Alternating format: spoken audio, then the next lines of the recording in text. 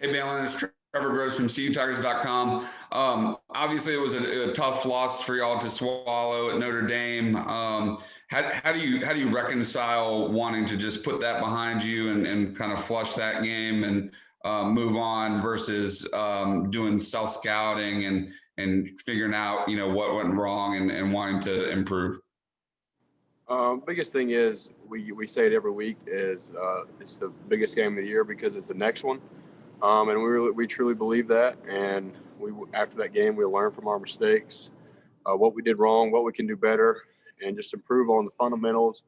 And then keep focusing on Clemson, like we have all year. Just focus on what we can do, and at the end of the day, we know if we can continue to work and put the work in each and every week, we'll be better from that game.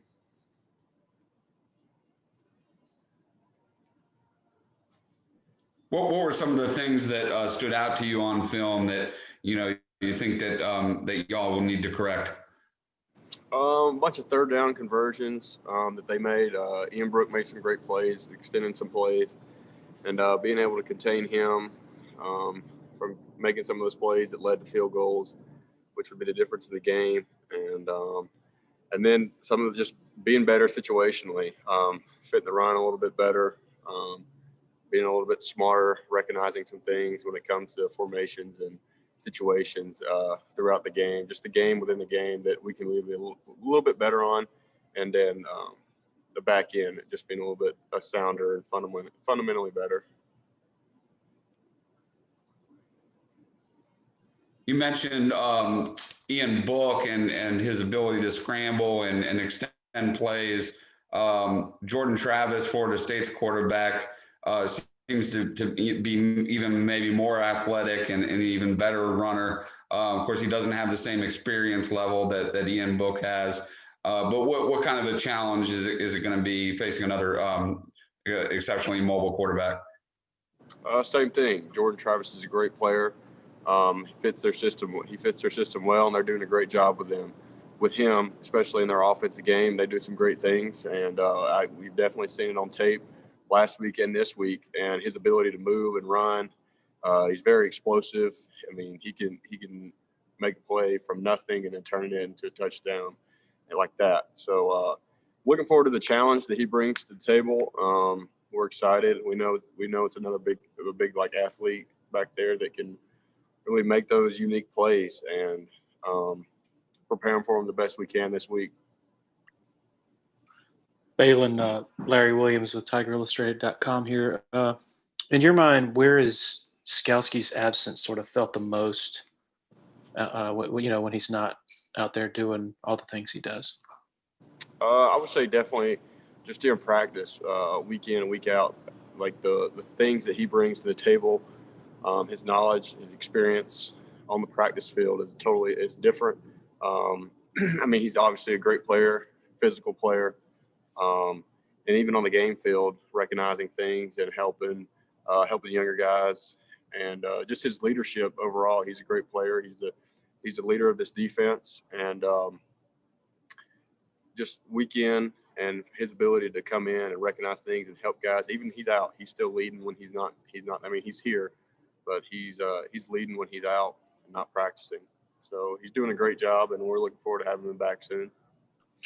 With the injury list being what it is or has been, what's like the cumulative effect? Like late in a close game when you have, various positions defensively, you don't have your normal rotations, so you don't have as fresh bodies.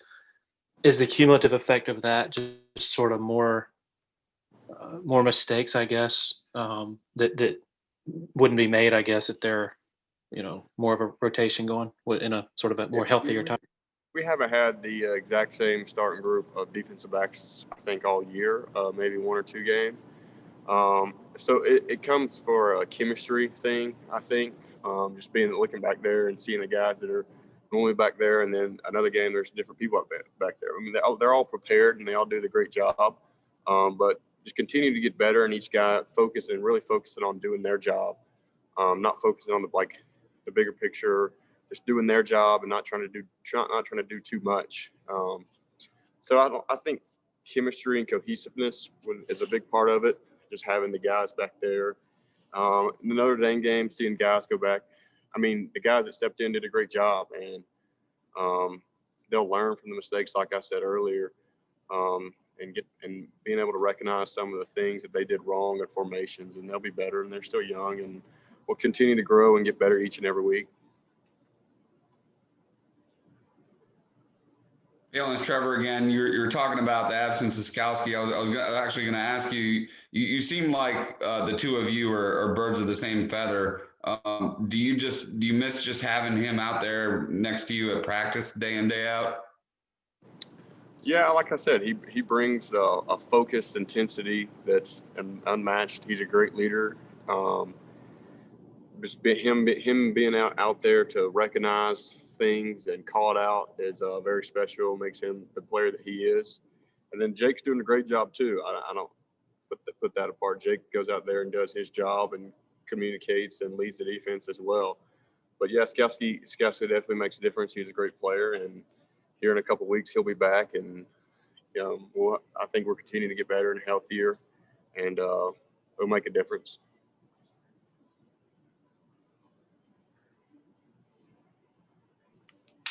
Baylon, Larry Williams again. For Trenton Simpson, I mean, as you probably know, it's very rare for first-year guys to play significant snaps at linebacker. I'm just curious. He played 75 snaps at Notre Dame. That's quite a trial by fire for a freshman playing linebacker. What's your observations of what must that be like, I guess, is my question. It's overwhelming. It can be overwhelming, but Trenton's a special player. I mean, he has so much athletic ability, super explosive. He doesn't really know yet how to use it to his, like, he uses it, but he doesn't know when, like, how powerful and explosive he is. But overwhelming. He did a great job. You can tell a little bit. He got a little fatigued. But once he gets going, and the moment's obviously not too big for him, and he did perfectly fine. He'll learn from the mistakes that he made in the game as well. But he did a great job with it, and we're obviously looking forward to see what he can do next year, this spring. I mean, he's just continuing to get better. He takes coaching very well. He's a very coachable guy. He's not going to pout and bow down. He'll take it and keep going and try to get better each and every day, and that's what we need. I'm assuming you can think back to when you were at the same point as a true freshman and imagine what that might have been like for you if you're having to play 75 snaps at Notre Dame. Yeah, that would probably would have been good. But he handled it very well. He's fit for it. I mean, he's a great dynamic player, and he'll be a special player here in a couple of years. Baylon, it's Trevor again. Florida State went with the Wildcat package on offense several times on Saturday with a lot of success, and with Corbin back there taking the snap. Just what kind of a challenge does that formation present as a linebacker? They have great backs. I think Travis and their backs are the strength of their team, and some of the tight ends have a very explosive, very powerful backs, and we're looking forward to that. They're great players. They did a lot of different things out of the Wildcat formations and out of those formations, and it's just something we got to prepare for, and we'll be ready.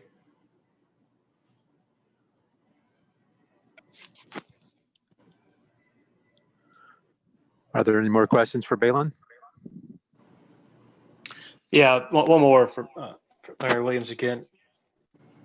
Not to rehash Notre Dame too much, but have you ever seen a better job of blitz pickup than they put forth in that game that night? They did a great job.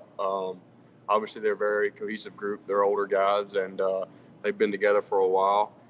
They did a really good job. We knew that going into the game that they're going to be really good, physical, and they picked it up nice. We can do better. I think we can do a lot better at some of the things we did, and just understanding blitzing and where to use our hands, and just technique stuff to be a lot better, to be able to win those matchups. They did a great job though, and obviously they came out over the top, but we're looking forward to just getting better at those things that we can be better at blitzing and how to disguise a little bit more, stuff like that.